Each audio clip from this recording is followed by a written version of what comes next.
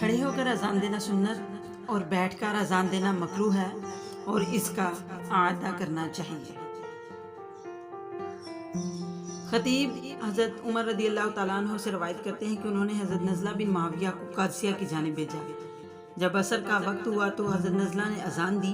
اور اللہ اکبر کہا تو سنا کہ پہاڑ سے کوئی جواب دینے والا کہہ رہا ہے، کیا نزلہ تم نے بڑی عظیم ذات کی کبریائی بیان کی؟ پھر انہوں نے اشہد ان لا الہ الا اللہ کہا تو اس نے جواب میں کہا، اے نزلہ یہ کلمہ اخلاص ہے۔ جب انہوں نے اشہد ان محمد رسول اللہ کہا تو ان صاحب نے کہا یہ ڈرانے والے ہیں اور یہ وہی رسول ہے جن کی بشارت حضرت عیسیٰ ابن مریم علیہ السلام نے دی تھی اور ان کی امت پر ہی قیامت قائم ہوگی۔ پھر انہوں نے جب حی علی الصلاۃ کہا تو اس نے کہا کہ مبارکباد ہے اس کے لیے جو نماز کے لیے جائے، اس پر مواظبت کرے۔ انہوں نے جب حی علی الفلاح کہا تو اس نے کہا وہ شخص کامیاب ہوا جس نے محمد صلی اللہ علیہ وآلہ وسلم کی بات پر لبیک کہی اور یہ امت محمدیہ کے بقا کا ذریعہ ہے۔ پھر انہوں نے کہا اللہ اکبر اللہ اکبر۔ حضر نے کہا تو اس نے کہا، اے نزلہ تم نے کلمہ توحید واضح کر کے پیش کیا، اللہ تعالیٰ تمہارا جسم جہنم پر حرام کرے۔ حضرت نزلہ جب اذان سے فارغ ہوئے اور کھڑے ہوئے تو ان حضرات نے اس شخص سے جس نے پہاڑ کی جانب سے مؤذن کی اذان کا جواب دیا تھا یہ کہا، اللہ تم پر رحم کرے، یہ بتاؤ تم کون ہو، فرشتے ہو یا جن یا اللہ تعالیٰ کے بندوں میں سے کوئی بندہ؟ تم نے اپنی آواز تو ہمیں سنا دی، ذرا اپنی صورت بھی ہمیں دکھاؤ، اس لیے کہ ہم اللہ رب العزت اور اس کے رسول صلی اللہ علیہ وآلہ وسلم اور حضرت عمر کے بھیجے ہوئے وفد ہیں۔ فرمایا کہ پہاڑ کے درمیان سے چکی کی طرح کا ایک سر نکلا جس کے سر اور داڑھی کے بال سفید تھے، اس نے 2 اونی چادریں اوڑھ رکھی تھیں۔ اس نے کہا السلام علیکم ورحمۃ اللہ وبرکاتہ۔ ان حضرات نے کہا وعلیکم السلام ورحمۃ اللہ وبرکاتہ، تم پر اللہ رحم کرے، یہ بتاؤ تم کون ہو؟ اس نے کہا نیک بندے عیسیٰ کا وسیع زرنب بن تملہ ہوں، انہوں نے مجھے اس پہاڑ پر ٹھہرایا تھا اور میرے لیے دعا کی تھی کہ ان کے آسمان سے نازل ہونے تک باقی رہوں۔ وہ آسمان سے اتر کر خنزیر کو قتل کریں گے، صلیب کو توڑ دیں گے اور عیسائیوں نے جو چیزیں حلال کر رہی تھیں ان سے اظہار برات کریں گے۔ اور اب جب کہ میں حضرت محمد صلی اللہ علیہ وآلہ وسلم کی ملاقات سے محروم ہو گیا ہوں تو حضرت عمر کو میرا سلام کہہ دینا، ان سے کہنا ہے عمر صحیح راستے پر چلتے رہیے اور اس کے قریب رہیے، اس لیے کہ وقت قریب آ گیا ہے، اور انہیں یہ نشانیاں بتا دینا جو میں ابھی تمہیں بتاؤں گا۔ جب یہ چیزیں امت محمدیہ میں ظاہر ہو جائیں تو دور سے دور بھاگنا، جب مرد مردوں پر اکتفا کریں، عورتیں عورتوں پر، اور اپنی نسبت اپنے والدین کی طرف نہ کریں اور غیروں کی طرف نسبت کریں، اور بڑے چھوٹوں پر رحم نہ کھائیں اور چھوٹے بڑوں کی تعظیم نہ کریں، اور اچھائی کا حکم دینے کو چھوڑ دیا جائے اور برائی عام ہو جائے اور اس سے نہ روکا جائے، اور عالم روپے پیسے حاصل کرنے کے لیے علم دین پڑھیں،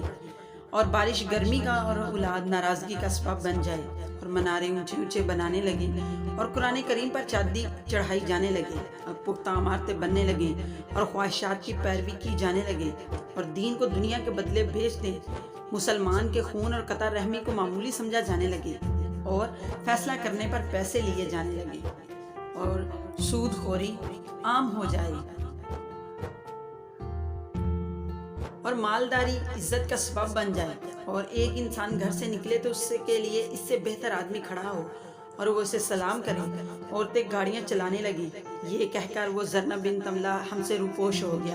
اور ہم نے اس کے بعد اسے نہیں دیکھا۔ حضرت نزلہ نے یہ واقعہ حضرت سعد بن وقاص کو لکھ بھیجا، اور حضرت سعد رضی اللہ تعالیٰ عنہ نے حضرت عمر رضی اللہ تعالیٰ عنہ کو، اور حضرت عمر رضی اللہ تعالیٰ عنہ نے حضرت سعد کو لکھا، اے سعد اللہ تمہارے والد کو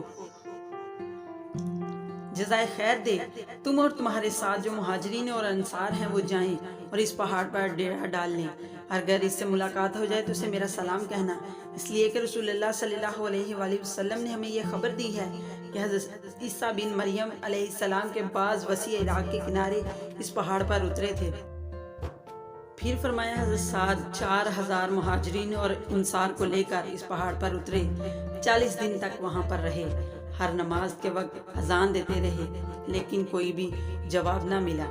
حکیم ترمذی نوادر رسول میں روایت کرتے ہیں کہ رسول اللہ صلی اللہ علیہ وآلہ وسلم نے ارشاد فرمایا، میری امت میں ایک خوف اور دہشت پیش آئے گی، لوگ اپنے علماء کے پاس جائیں گے تو وہ بندر اور خنزیر بنے ہوئے ہوں گے۔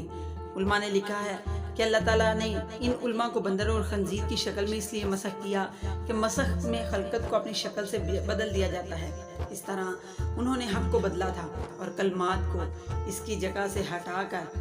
دوسری جگہ پہنچا دیا تھا۔ اس طرح اللہ تعالیٰ نے ان کی شکلوں کو مسخ کر کے ان کی خلقت کو بدل دیا، اس لیے کہ انہوں نے حق کو باطل سے بدل دیا تھا۔ اللہ تعالیٰ سے دعا ہے کہ وہ اپنے فضل و کرم سے ہماری اور ہمارے عالم بھائیوں کی حق میں کجی کی طرف آنے سے حفاظت فرمائیں اور ہم سب کو اسلام پر موت نصیب فرمائیں،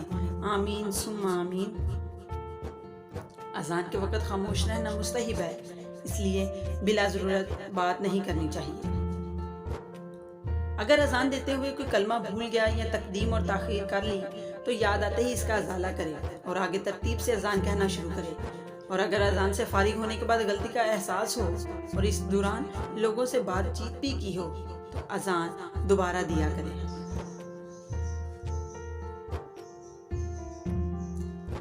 مؤذن کے لیے اذان دیتے وقت چلنا مکروہ ہے، ایسی اذان کا ادا کرنا چاہیے۔ پلیز